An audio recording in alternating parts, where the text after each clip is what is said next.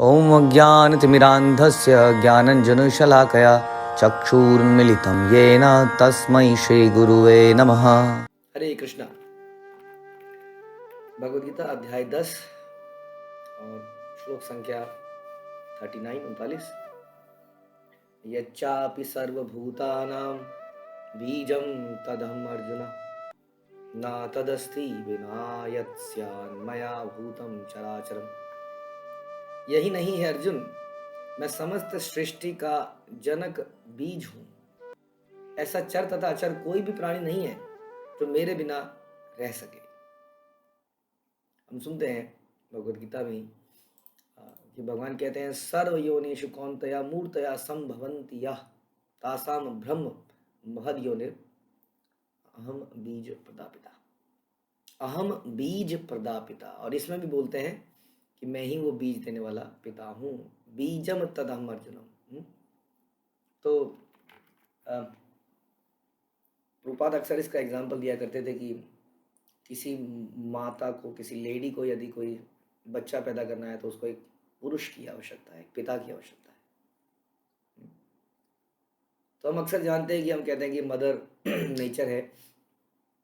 तो ये मदर अगर नेचर है जिसने जो इन सारे जीव जंतुओं को आहार, आश्रय प्रदान करती है, तो इस माता का पिता कौन है या इसका पति कौन है? तो भगवान एक और अन्य श्लोक में बोलते हैं कि मया अध्यक्षेन प्रकृति सूयते सचराचर। I am the controller of this prakriti. ये प्रकृति भगवान की शक्ति है। शक्ति वास्तव में शक्तिमान के अधीन होती है और उसकी पत्नी कही जा सकती है। तो भगवान यहाँ पर बड़ा क्लियरली कहते हैं, इन दोनों श्लोकों को अगर मिला दिया जाए तो भगवान बोलते हैं कि वो पिता मैं हूँ, जिसको जब माता को तो हम सब जानते हैं, बट वो बीज डालने वाला जो माता के गर्भ में बीज डालता है वो पिता मैं हूँ। भगवान ही इस प्रकृति को गर्भास्थ करते हैं, ऐसा हम श्रीमद् भागवत में सुनते हैं। तो वो पिता भगवान है। अब जब हमें पता चल गया वो पिता भगवान है तो हमारा कितने बड़ा कर्तव्य बन जाता है। हम सारे संसार में लोग यही बोलते हैं अक्सर, जो भक्ति में नहीं आना चाहते हैं, वो कहते हैं माता पिता की सेवा ही सर्वोत्तम सेवा है।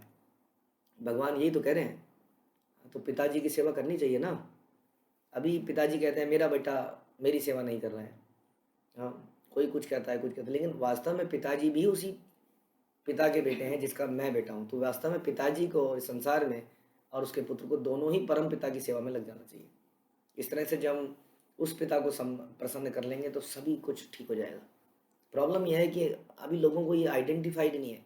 हम संसार में इस जीवन में जो हमारे माता पिता हैं उन्हीं को माता पिता समझ बैठे हैं, जबकि हमारे पिछले जीवन में एक और माता पिता थे, उससे पिछले जीवन में एक और माता पिता रहे होंगे। हम सभी जानते हैं कि हमारे कई जन्म हो चुके हैं, ये तो कई तरीके से प्रूव किया जा सकता है। और हर जन्म में हमारे एक अलग माता पिता होते हैं, तो किसकी जिम्मेदारी निभाएं, किसकी ना निभाएं, क्या करें।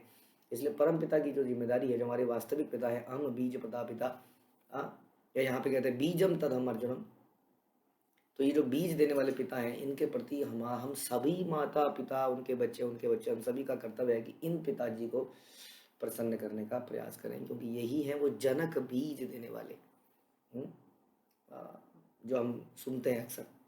तो ये समझने की बात है कि हम श्रीमद् भागवत में सुनते हैं कि भगवान जो है संसार में हर वस्तु को, जैसे संसार को जब क्रिएट करना होता है तो संसार में जो भी वस्तुएं हैं इस संसार को बनाने के लिए, उन वस्तुओं को भगवान ब्रह्मा जी को प्रोवाइड करते हैं।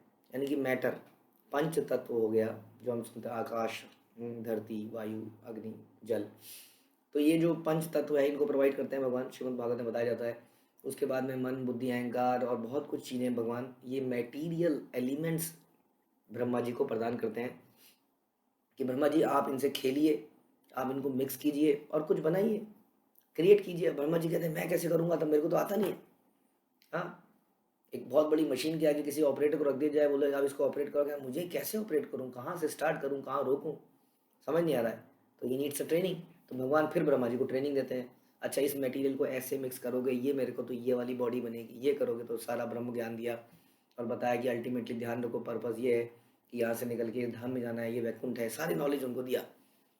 और उसके बाद उन्होंने बनाना शुरू किया।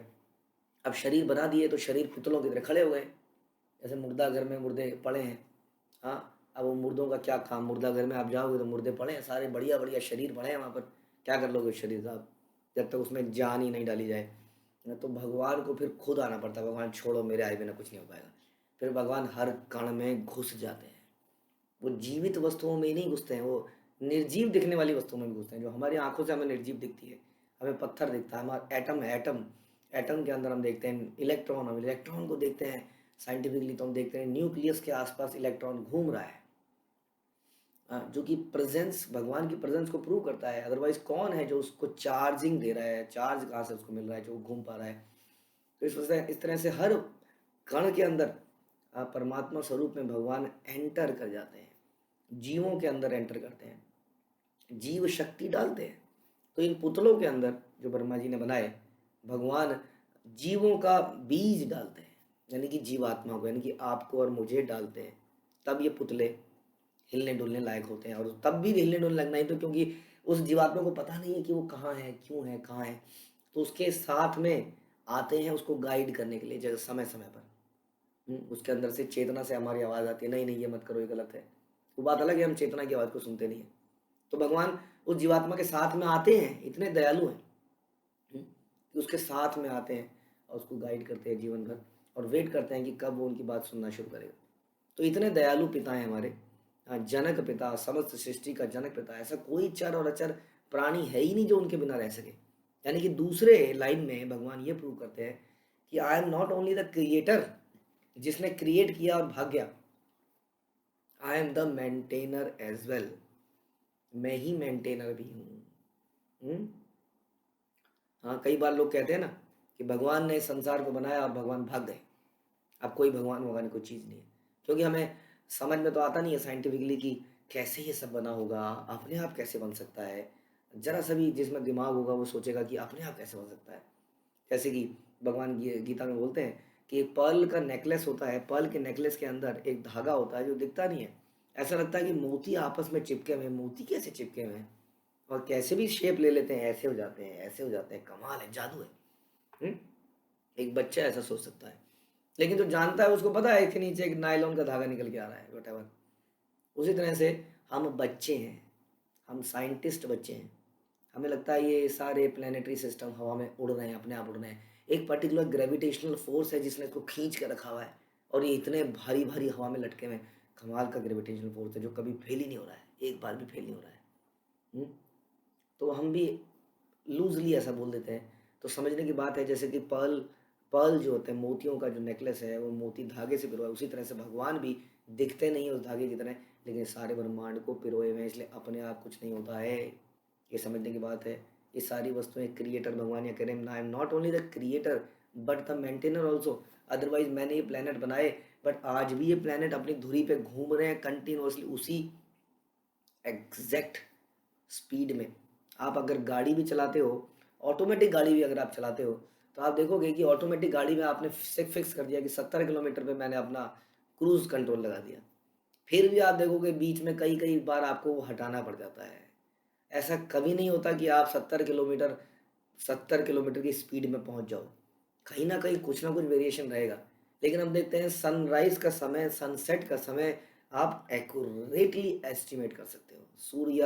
सूर्य एक्लिप्स एक्लिप्स कब आएगा, मून का एक्लिप्स कब आएगा। आप इतने हजारों सालों का साइंटिस्ट लोग आज की डेट में क्यों कर पा रहे हैं, क्यों कर पा रहे हैं? क्या इस इसका मतलब सारे प्लेनेट जो है, जो भी है, मून सन जितने भी हैं, सब अपनी अपनी धुरी पर बिल्कुल परफेक्ट तरीके से मूव कर रहे हैं, जरा सा भी वेरिएशन नहीं आ रहा है। ये बड़ी गहरी बात है सोचने की।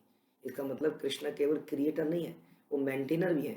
वो इनकी स्पीड, कोई तो होगा जो स्पीड गवर्नर लगा रखा है जिसने, जो इनकी स्पीड को गवर्न करना है, अदरवाइज अपने आप कैसे हो सकता है।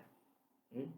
तो ये समझने की बात है। इसलिए भगवान कहते हैं कि ऐसा चर तथा अचर कोई भी प्राणी नहीं है जो मेरे बिना रह सके। वास्तव में कोई भी नहीं, चर भी नहीं और अचर भी नहीं। यानी कि हमें तो खाना भगवान दे ही रहे हैं, अचर को भी दे रहे हैं।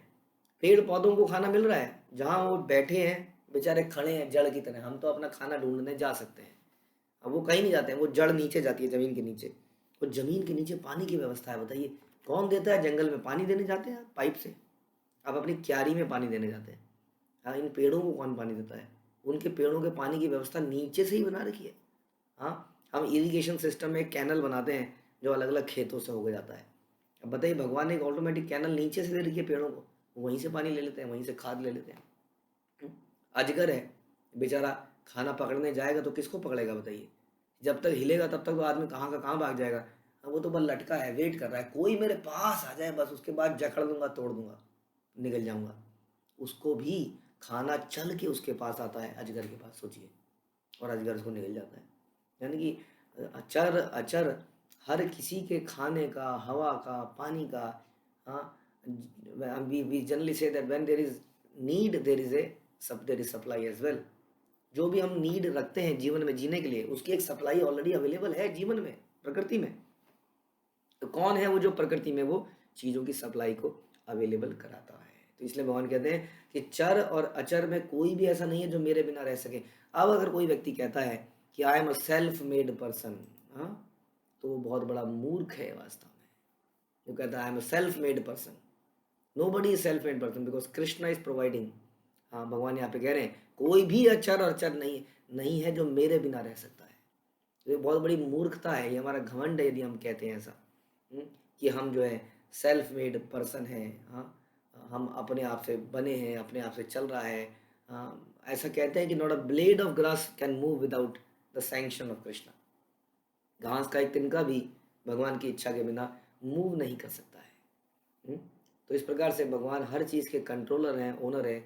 हमें सृष्टि का जनक बीज, यानी कि he is our real father. Not only he has created us, ऐसा नहीं कि उन्होंने पैदा करके हमें छोड़ दिया संसार में, बल्कि हमारे साथ ट्रैवल करते हैं, हमारे हृदय में ही है। हाँ, भगवान गीता में बोलते हैं कि सर्वस्य क्या है, हृदय हृदय सन्निविष्टो मत्ता स्मृति ज्ञानम अपूर्णम, कि मैं सबके हृदय में ही वास करता हूँ। और भगवान कहते हैं कि मैं ही सबको खाना पीना सब प्रोवाइड करता हूँ, कि कोई भी ऐसा चर और अचर नहीं है जो मेरे बिना रह सके। समय है केवल इसको रिकॉग्नाइज करने का, इसको एक्नॉलेज करने का। हम समाज में सिखाते हैं कि अपने से बड़ों का आदर करना चाहिए, अपने माता पिता का आदर करना चाहिए, लेकिन दुख की बात है कि कोई ये नहीं सिखा रहा है कि उस परम पिता का आदर कितना करना चाहिए, जो कि वास्तव में हमारे फादर को भी सब कुछ प्रोवाइड करने वाला है। तो उसको रिकॉग्नाइज करने की आवश्यकता है। एटलीस्ट इस चैप्टर के पढ़ने के बाद हम इस बात को समझें कि if there is anything which is without Krishna, that is illusion, that is maya. माया क्या है? यदि आप सोचें कि किसी चीज़ में कृष्ण नहीं है, या कोई चीज़ बिना कृष्ण के चल रही है, या किसी चीज़ के ओनर कृष्ण नहीं है, हाँ, तो वो ही माया है, यानी कि वही इल्यूजन है। क्योंकि ऐसी कोई वस्तु नहीं है जहाँ कृष्ण नहीं है, जो कृष्ण ने नहीं बनाई, जो कृष्ण जिसके कंट्रोलर नहीं है। हरे कृष्ण। शिल प्रभुपाद की जय। भगवद गीता की